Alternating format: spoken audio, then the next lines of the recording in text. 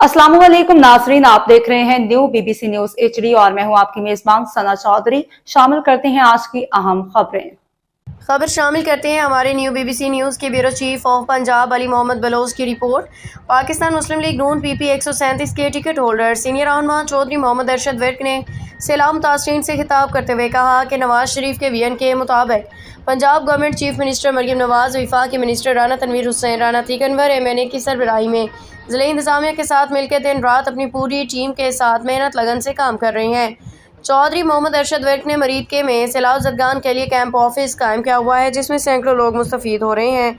उन्होंने एक बयान में कहा कि मुस्लिम लीग नून ने जलाओ घिराव की सियासत का खात्मा किया, सियासत को ऐन इबादत समझ के मसरूफ़ अमल है। एक बयान मुसल्लह अफ़वाज की कारकर्दगी को सराहा, कहा कि जब हमारे मुल्क में नागहानी आफत की सूरत में आवाम किसी मुश्किल में आती हैं, इस वक्त अफ़वाज पाकिस्तान अवाम के साथ शाना बशाना खड़ी होती है।